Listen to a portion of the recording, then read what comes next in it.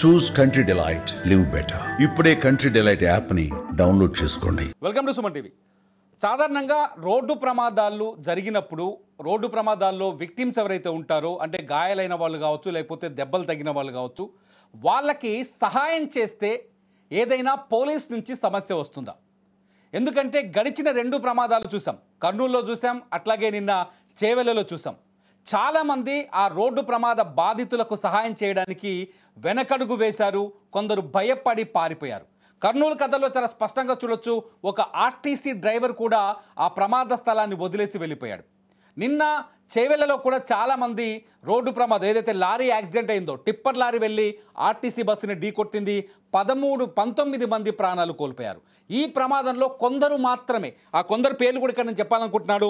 వెంకటరెడ్డి అని చెప్పేసి మీర్జాగూడ వాసి, అట్లాగే ఆలూరు ఉప సర్పంచ్ వెంకటేష్, అట్లాగే ఖానాపూర్కు చెందిన అశోక్ రెడ్డి, వీళ్ళు ముగ్గురు తప్ప ఎక్కువ మంది భయపడ్డారు. వీళ్ళు ముగ్గురు కలిసి భవిష్యత్తులో ఎటువంటి సమస్య వచ్చినా ఎదుర్కొంటామని ఆలోచించకుండా నేరుగా వచ్చి సహాయం చేసి చాలామంది ప్రాణాలు కాపాడారు. ఎందుకు రోడ్డు ప్రమాదాల్లో బాధితుల్ని కాపాడడానికి చాలామంది జంకుతున్నారు?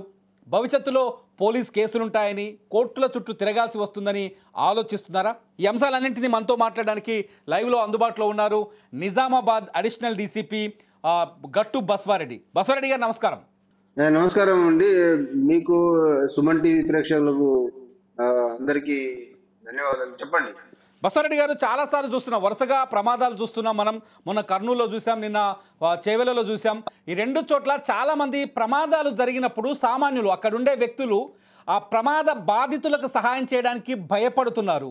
ఎందుకు అంటే రేపు పొద్దున కోర్టుల చుట్టూ తిరగాలి, పోలీసులు నోటీసులు ఇస్తారు, మమ్మల్ని విట్నెస్లుగా మారుస్తారు, ఇది మాకు సమస్య అవుతుంది అని చెప్పేసి. సహజంగా సహాయం చేసిన వాళ్ళకి ఇటువంటి ఇబ్బందులు ఉంటాయా? లేదండి, అలాంటి ఇబ్బందులు అయితే ఇప్పుడు ఎలాంటి ఇబ్బందులు ఉండవు.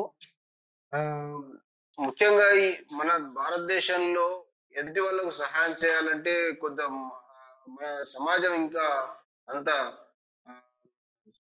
రెడీ కాలేదు అనుకుంటున్నాను. సమాజం బాధ్యతను, సహాయం చేసే బాధ్యతను ఈ సమాజం ఇంకా అలవాటు పరుచుకోలేదు.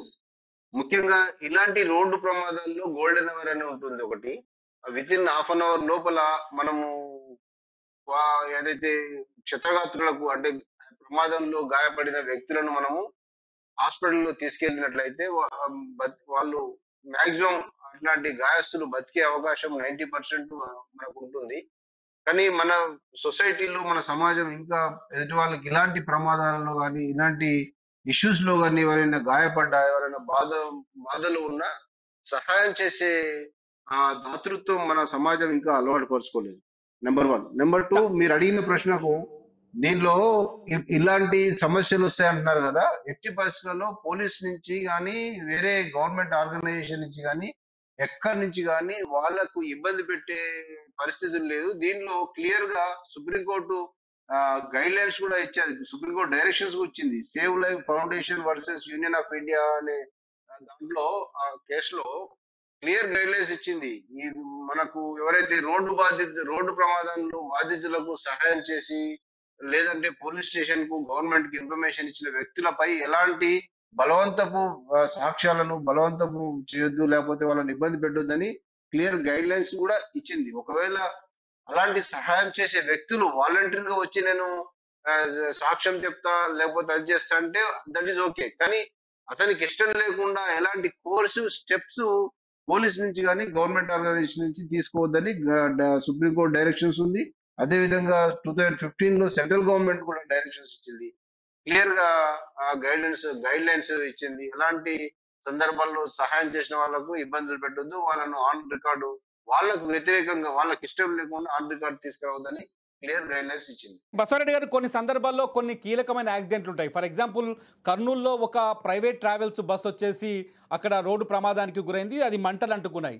ఈ బస్ యాక్సిడెంట్లో పోలీస్ ఇన్వెస్టిగేషన్లో పోలీసులు ఆ రోడ్డు వెంట వెళ్లే దాదాపు 19 వాహనదారులు ఆ ప్రమాదాన్ని చూస్తూ వెళ్ళిపోయారు. చాలామంది ఆ ప్రమాదాన్ని వదిలేసి వెళ్ళిపోయారు. చాలామంది చెప్తున్నారు, అక్కడున్న చూసిన వాళ్ళు, సాక్షులు, మాకెందుకులే, ఒకవేళ మేము అక్కడ ఉన్న వాళ్ళకి సాయం చేసినా, లేకపోతే ఆ బైక్ని అక్కడి నుంచి తొలగించినా, రేపు పొద్దున పోలీసులు వచ్చి మా ఇంటికి వస్తారు, మమ్మల్ని తీసుకెళ్తారు, కోర్టుకు రమ్మంటారు, ఇలా. సో ఈ ఇబ్బందులన్నీ నిజంగా డిపార్ట్మెంట్ నుంచి ఎదురవుతాయా? ఒకవేళ వాలంటీర్గా ముందుకు వచ్చినా కూడా? ఎస్. ఇప్పుడు మీరు అడిగిన ప్రశ్న క్లియర్ గా సమాధానం. మేము వాళ్ళు వాలంటరీగా ప్రమాదంలో గాయపడ్డ వ్యక్తులకు సహాయం చేసినట్లయితే వాళ్ళకి ఎలాంటి ఇబ్బందులు ఉండవు. ఎలాంటి పోలీస్ నుంచి బలవంతపు సాక్ష్యాల సేకరణ అనేది జరగదు. వాళ్ళకి తెలిసిన ఇన్ఫర్మేషన్ చెప్తే అది పోలీస్ ఇన్ఫర్మేషన్ కింద తీసుకుంటాం కాబట్టి. కానీ వాళ్ళను సాక్షులుగా పెట్టి మాకొద్దు, మేము ఇష్టం లేదు, మేము సాక్షులుగా ఉండము, సహాయం చేసినామంటే వాళ్ళకి ఎలాంటి ఇబ్బంది ఉండదు, ఎలాంటి ప్రాబ్లం ఉండదు. కానీ వాళ్ళు మనకెందుకు లేని ధోరణి సమాజంలో ఇంకా చాలా వరకు ఉంది. లో రీసెంట్ గా మనం చూస్తున్నాం, నిజామాబాద్ లో కానిస్టేబుల్ మీద దాడి చేసినప్పుడు కూడా ఎవరు పబ్లిక్ అరే అతన్ని పట్టుకుందాము, లేకపోతే ఇతన్ని సాయం చేద్దాము, హాస్పిటల్ తీసుకుపోదాం అనే ఆలోచన, స్పృహ, ఆ యొక్క దాతృత్వం మన పబ్లిక్ లో అలవాటు కాలేదు. కానీ ఎలాంటి, మీరు అడిగిన ప్రశ్నకైతే ఎలాంటి ఆ అతనికి లేదా విక్టిమ్లను సహాయం చేసిన ఎవరికైనా సరే, ఏ సివిలియన్ కైనా పోలీస్ తరఫు నుంచి ఎలాంటి ఇబ్బందులు కలగవు. ఒక యాక్సిడెంట్ దగ్గర అనుకున్నాం మన సాయం చేయడానికి ఇబ్బందిగా లేదు యాక్సిడెంట్, కానీ మీరు ఇప్పుడు ఒక సంఘటన గుర్తు చేశారు. నిజామాబాద్లో మీ లిమిట్స్లోనే జరిగింది, పోలీస్ కానిస్టేబుల్ పైన ఫైట్ జరగడం. అటువంటి టైంలో కూడా ఒక హత్య జరిగినప్పుడు, లేకపోతే హత్యాయత్నం జరిగినప్పుడు, లేకపోతే ఒక ఫైరింగ్ జరిగినప్పుడు అక్కడున్న విక్టిమ్కి సాయం చేస్తే ఆ సాయం చేసిన వ్యక్తి కూడా పోలీస్ కేసుల్లో ఇన్వాల్వ్ అవ్వాల్సిన అవసరం ఉంటుందా? అది అది ఎంతమంది చెప్పాను, అట్లాంటి ఉండనే ఉండదు.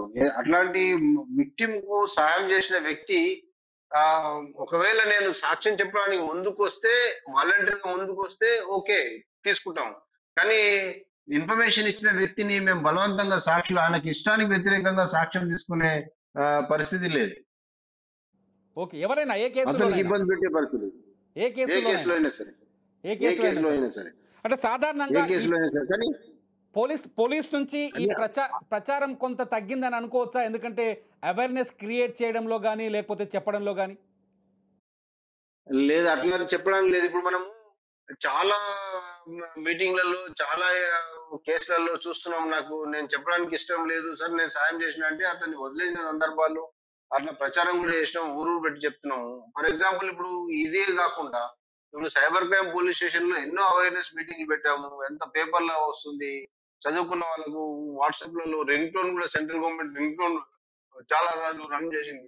అయినా సరే చదువుకున్న వాళ్ళు దాని లింక్ ఓపెన్ చేస్తా ఉన్నారు, అట్లా చేస్తా ఉన్నారు. అంటే అది ప్రచారం అని లేకుండా, ప్రచారం లోపం అని కాకుండా ప్రజలు దాన్ని ఇంప్లిమెంట్ చేయడంలో కొంచెం ఉదాసీనత ప్రకటిస్తున్నారని నేను చెప్పొచ్చు. మీరు పబ్లిక్ ఏం చెప్పాలనుకుంటున్నారు? బస్సారెడ్డి గారు ఇప్పుడు అడిషనల్ డీసీపీగా ఉన్నారు. నిజామాబాద్ లాంటి పట్టణంలో చాలా కేసులు మీరు చాలా కేసుల్లో ఎక్స్పీరియన్స్ ఉంది, మీరు చాలా కేసులు డీల్ చేశారు. పబ్లిక్కి మీరు అవుట్ రైట్గా ఏం చెప్పాలనుకుంటున్నారు? యాక్సిడెంట్స్ కావచ్చు, లేకపోతే విపత్కర పరిస్థితులు కావచ్చు, ఆపదలో ఉన్న సమయంలో కావచ్చు, ప్రజలు సహాయం చేస్తే ఏం జరగదు అని చెప్పే విషయంలో మీరు ఏం చెప్పాలనుకుంటున్నారు? నేను ఈ సుమన్ టీవీ ద్వారా ఈ మన తెలంగాణ ప్రజలందరికీ ఒకటే చెప్పదలుచుకున్నాను. ఏదైనా ఇన్సిడెంట్ జరిగితే, ప్రాణాలకు ప్రమాదంలో గాయపడ్డ వ్యక్తులకు కానీ, లేకపోతే ఇంకేదైనా ప్రమాదంలో కలమిటీస్ వచ్చినప్పుడు కానీ, దయచేసి సహాయం చేయడానికి ప్రతి ఒక్కరూ ముందు ఉండాలి. సహాయం చేసే క్రమంలో ఏదైనా ఇబ్బందులు జరిగితే గవర్నమెంట్ ఆఫీషియల్ తెలియాలా. కానీ సహాయం చేసినందుకు లేదా ఆ వ్యక్తి ఆ ఇన్సిడెంట్ లో మిమ్మల్ని సాక్ష్యం పెడతాము, లేకపోతే మీ కోర్టు చుట్టూ తిప్పుతాము, మీ పోలీస్ స్టేషన్ చుట్టూ తిప్పుతాము అనేది అది అది ఏ రకంగానూ కరెక్ట్ కాదు. అది సుప్రీంకోర్టు డైరెక్షన్స్ ఉన్నాయి, సెంట్రల్ గవర్నమెంట్ రూలింగ్స్ ఉన్నాయి. మనకి ఎట్టి పరిస్థితులలో ఇలాంటి బస్ యాక్సిడెంట్లు కానీ, లేకపోతే ఇంకా ఏదైనా ప్రమాదంలో గాయపడిన వ్యక్తులను ఖచ్చితంగా మనం సహాయం అందించాల్సిందే. ఆ సహాయం అందించే అలవాటును మన సమాజంలో ప్రజలందరూ అలవాటు చేసుకోవాలి. ఒకవేళ ఈ సహాయం చేసే క్రమంలో మిమ్మల్ని ఏ డిపార్ట్మెంట్ వాళ్ళు కానీ, ఇంక్లూడింగ్ పోలీస్ డిపార్ట్మెంట్ లో, మీకు సాక్ష్యం చెప్పమని కానీ, లేకపోతే కేసులు మీరు ఉండాలని చెప్పి ఎట్టి పరిస్థితుల్లో ఇబ్బంది పెట్టే పరిస్థితి లేదు, చేయకూడదు, చెయ్యము. అదే విధంగా ఇలాంటి మేజర్ యాక్సిడెంట్స్ వచ్చినప్పుడు ప్రజలు ముందుండి సహాయం చేస్తే చాలా వరకు ప్రాణాలు కాపాడే పరిస్థితి మనకు ఉంటుంది. చాలా మంది ఇప్పుడు సడన్ గా రోడ్ యాక్సిడెంట్ అవుతుంది, ఒక 15 మంది అక్కడ ఇంజ్యూర్ ఉంటాడు, పోలీసులు రావాలంటే ఆ ఇన్ఫర్మేషన్ తెచ్చి ఎక్కడో ఉంటారు. కానీ రోడ్ పాసర్స్ ఏదైతే ఉన్నారో తమ వెహికల్ లో కూడా తీసుకుపోవచ్చు, తమ బండ్లలో ఇమీడియట్ గా అంబులెన్స్ రా కూడా వెయిట్ చేయకుండా కూడా తీసుకొని హాస్పిటల్ అడ్మిట్ చేయొచ్చు, చేసి ప్రాణాలు బ్రతికించవచ్చు. కానీ తీసుకుపోయిన వ్యక్తిని మేము బలవంతంగా సాక్ష్యం పెట్టే సాక్షులను కింద చూపించే అవకాశం లేదు. ఓకే, సాధారణంగా బసవరెడ్డి గారు ఇక్కడ ఇంకొక ఇంపార్టెంట్ పాయింట్ ఉంది ఏంటంటే గోల్డెన్ అవర్. మీరు ఇంతకుముందు చెప్పారు గోల్డెన్ అవర్ అని చెప్పేసి. ప్రతి యాక్సిడెంట్లో గోల్డెన్ అవర్ అనేది ఒకటి ఉంటుంది. ప్రమాదంలో కావచ్చు, లేకపోతే ఫైరింగ్ కావచ్చు, ఇంకేదైనా కావచ్చు, హత్యాయత్నం కావచ్చు, ఎందులోనైనా ఒక ప్రమాదకరమైన విపత్కరమైన సంఘటనలో గోల్డెన్ అవర్ ఉంటుంది. ఆ గోల్డెన్ అవర్ గురించి కొంచెం జనానికి అర్థమయ్యేలా చెప్పగలరా? అయితే ఈ గోల్డెన్ అవర్ అంటే ఏంటంటే, ఇప్పుడు ఆ ప్రమాదం జరిగినప్పుడు జనరల్ గా ఎక్కడో పోలీస్ స్టేషన్ ఒక దగ్గర ఉంటుందండి. ఇప్పుడు హైవేలో యాక్సిడెంట్ అవుతుంది. హైవేలో యాక్సిడెంట్ అయితే ఇమ్మీడియట్ గా డిపెండ్స్, కాలుకి గాయం కలగవచ్చు, లేకపోతే తలకు కలగవచ్చు, లేకపోతే అబ్డామినల్ కలగవచ్చు, శరీరంలో ఎక్కడన్నా వైటల్ పార్ట్ కు జరగవచ్చు. యాక్సిడెంట్ వల్ల ప్రమాదాలు జరగడం వల్ల గాయాలు అయితే వ్యక్తులకు. కానీ పోలీసు రావడానికి, అంబులెన్స్ రావడానికి కొంత టైం పడుతుంది. అదే రోడ్డు మీద యాక్సిడెంట్ అయిన వెంటనే రోడ్డు కమ్యూటర్స్ ఉంటారు. అంటే రోడ్డు మీద పోయే వాళ్ళు కమ్యూటర్స్ అంటాము. వాళ్ళు ఉంటారు. ఇమ్మీడియట్ యాక్సిడెంట్ చూస్తారు.